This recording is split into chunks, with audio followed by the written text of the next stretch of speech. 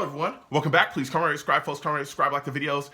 Also share the videos. I want to thank everyone for liking, watching, and sharing my videos. You folks are the absolute best. Listen, folks, there's a link to you down below. Has links to all of my social media platforms. Please go down there, follow me across all my social media platforms, and talk to me because I'll talk back. Also down there as well as links to all of my YouTube pages. Please go down there, subscribe to all my YouTube pages, and turn on your notifications so when I post content, you folks will be in the know. Now, with that said and done and put to the side,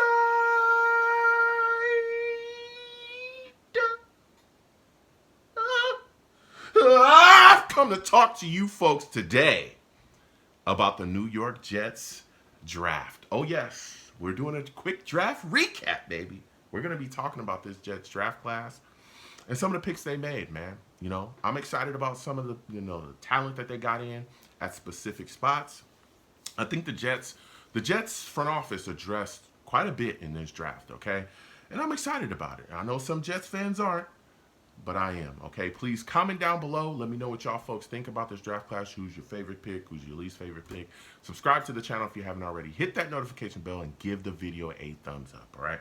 So let's get into it quickly, okay? In the first round, pick number 7, the Jets took Armand Membou. Woo!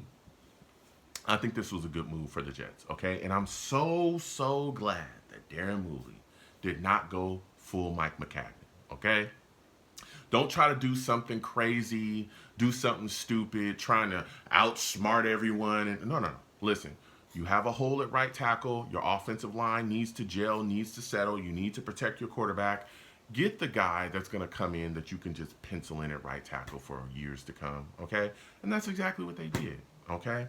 So here we are, right? We had a gigantic hole at right tackle. Morgan Moses, we know, is gone. He left in free agency. The other tackle we got in free agency, he's not a guy that you want as a starter. He's more of a depth guy. So they went and got Membou. Said and done. Done deal, right?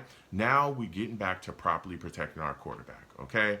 And again, I know it's not the sexiest pick for a lot of Jets fans. They're screaming, well, how are we going to, really improve our offensive numbers? How is this going to help us launch footballs down the field? I want to see points. Score, score, score. Well, guess what? If you don't properly protect your quarterback, you're not going to score anything, okay? How many times do you have to see this happen before you learn, hey, we need fat guys. We need fat guys in front of our quarterback so that these speedy defensive ends or these blitzers don't just destroy them on a weekly basis. We saw it with Darnold, who got hit a lot here, who got injured here, right? And then eventually we cast him off because we was like, hey, well, you're just not going to work out. Well, he goes to the Vikings, gets properly protected, and we saw what he did there, right? We saw it with Zach Wilson, right? He sucked. But he also took a lot of shots here, especially his first year. He jacked his knee up that way. His second year, he was getting messed up. All the quarterbacks were getting jacked up that first year that Aaron Rodgers got injured. What about when Mike White was here? My goodness, he got his ribs broken. He was getting smacked around on a weekly basis because the Jets' offensive line was struggling. What about Aaron Rodgers? Aaron Rodgers' first year here was derailed, okay? All that hype, all that excitement, everything, Monday night, yeah. And a couple plays into the season, he's done, right? Done for the season here because we cannot properly protect him.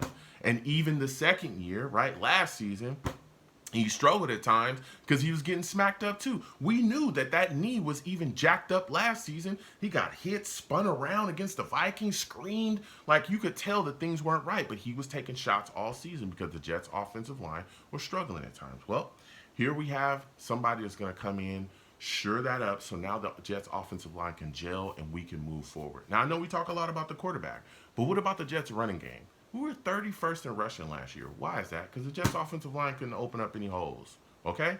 Don't open up holes from your running back. He's not going to be able to run anywhere. Guess what? If you can't run, then the play action is null and void because you don't have a running game. There's nothing to be afraid of. You can't run, your play action doesn't work, you become one-dimensional. That was one of the issues with the Jets offense last year. That's why it didn't reach and do all the things that we all hoped it would do, because they were very one-dimensional.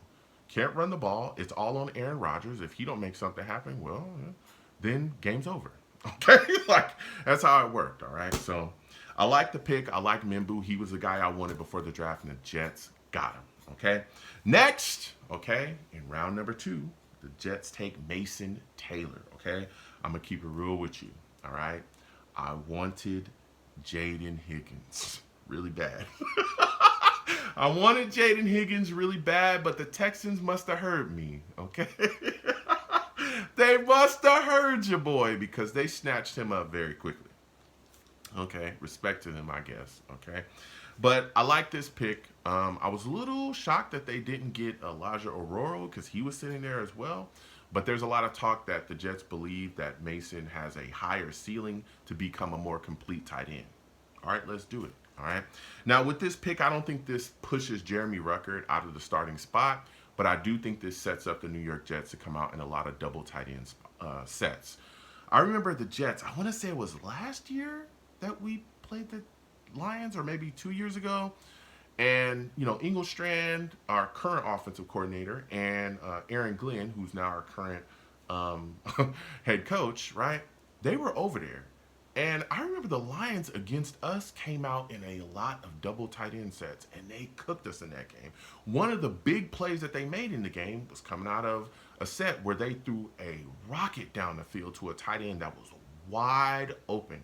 And that tight end was cooking us all game. So I'm expecting a lot of double tight end sets coming out here. And we've seen that double tight end stuff works, bro. We saw the Patriots do it for years. And they was roasting the entire league outside of just roasting the Jets, but roasting the entire league for years. So I'm excited about this. And I think that Jeremy Ruckert will be more involved in the passing game in this upcoming year than he's ever been in the years that he's been here with the New York Jets. So I think this is saying, hey, we're going to utilize our tight ends. All right.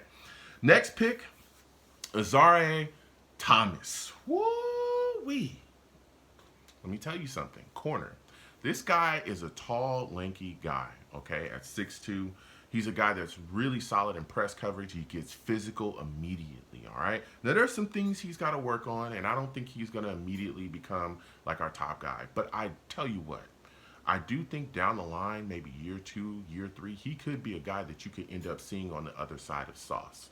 I am not sold on Brandon Stevens. I am not sold on him, okay? He has issues with ball skills. I remember watching some things with the Ravens. He was not very good over there. Maybe he turns things around here. Again, that was one of the free agent signings that was made, this offseason. But I'm looking at Thomas and I'm saying, hey, if this guy, works on some things and really gets it together under Aaron Glenn and his defensive staff, bro, he's a guy that could end up being our number 2. Again, DJ Reed is out the door. We know that he left the Jets in free agency. But as of now, you got Sauce, Stevens, and Carter. And I'm thinking that Thomas is going to be that number 4 right now, and he's going to work his way up and on. But he's got some talent, man. He's got some talent, so I'm excited about him. Next player that was taken in round number 4, Arian Smith. Jets add a wide receiver. Jets add a wide receiver here. I know there's a lot of question marks about this guy. There's some Jets fans that don't like him. A lot of them wanted Jalen Royals. Some of them wanted A.O. Manor, stuff like that. There was a lot of people saying, oh, there's more complete wide receivers. That's up to y'all, right? I'm not going to argue with y'all about that. But I will tell you this. This man has real speed. He's a speedster. I'm talking about a guy that you have to keep your eyes on. Because if you don't, he'll take the top off the defense and cook you for a TD every time. All right? Now, I have some questions about his injury history, especially like big injuries like a broken fibia, which he's had. He has had a torn meniscus. I think he fractured his wrist too. He's had like 3 surgeries. So I'm just wondering if health, will continue to be a concern here with the New York Jets. But if he could stay healthy, the Jets wide receiver room is weak. Okay, it's very weak. Outside of Garrett Wilson, we know that Garrett Wilson is phenomenal. But outside of him, the rest of these guys, big question mark. Alan Lazard sucks. Don't even talk to me about him. Xavier Gibson hasn't really shown himself to be like, a legitimate option as a wide receiver. Now, he's done some things in special teams. Malachi Corley, this guy's dropping footballs before he can get into the end zone for walk-in touchdowns. And then, honestly, we didn't see much of him at all last season whatsoever. He was just kind of MIA, pretty much during the season. So if Arian Smith can come in and put things together and get it rolling, I think down the line we could see this guy getting some real significant snaps on some real significant targets within the New York Jets offense. And again, he brings that game-breaking speed that if you don't respect it, he gonna make you respect it, you feel me? So I thought that was a solid pick as well, even though, again, some Jets fans wanted other wide receivers. In the 5th round, okay, at pick 130, the Jets took Malachi Moore. Jets add a safety, baby. Jets add a safety. We know Andre Sisco Tony Adams is back there, but honestly, after them, it's really nobody.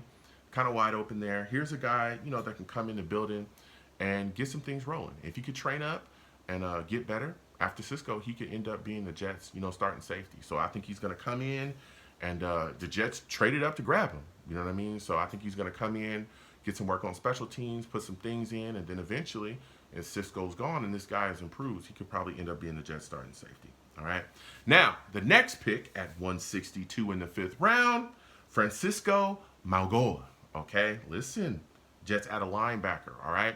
Now, here's the deal. We know C.J. Mosley out the door, nothing but respect to him, but the Jets have moved on, right? Jamin Sherwood is now sitting at that middle linebacker spot. Here's a guy that's going to come in and play a solid key role at depth at middle linebacker, all right? He's going to be there, all right? And so he's going to help the Jets out in that situation because they need help within the depth of that linebacker position. So I like this. Again, I think he led Miami in tackles the last 2 seasons. So this is a guy, that's going to help us in that depth spot, and I like this pick, all right?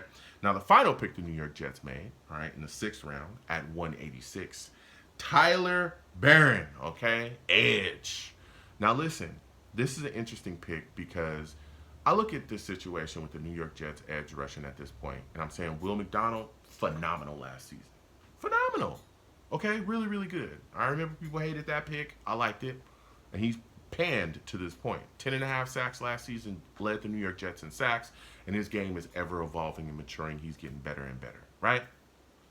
Then we got Jermaine Johnson. Jermaine Johnson's phenomenal, but he's coming off of a big injury, and we all know that, all right? Now, the injury he had, it's like it takes some time for him to get his feet back underneath him, all right? It's taken everybody time to get their feet back from underneath him with the injury that he's had, okay? So you got to wonder, he's coming back from that injury.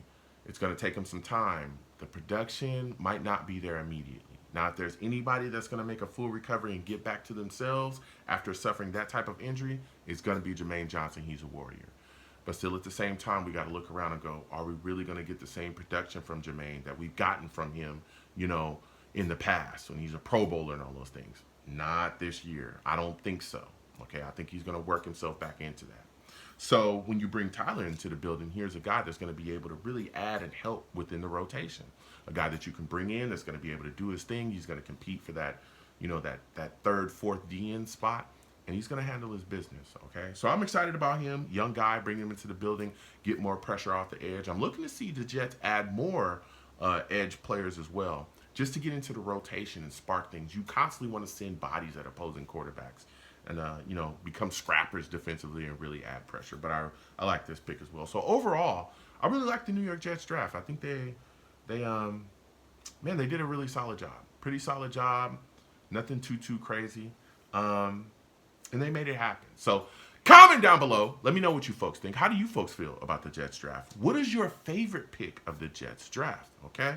What is your least favorite pick? Is there a player that you wanted to see the Jets take that they didn't? Okay. Like I said, I wanted Jaden Higgins bad, but he was gone. I kind of wish the Jets would have traded up for him, but it is what it is. All right. Comment down below. Let me know what you folks think. You folks have a good one. Peace.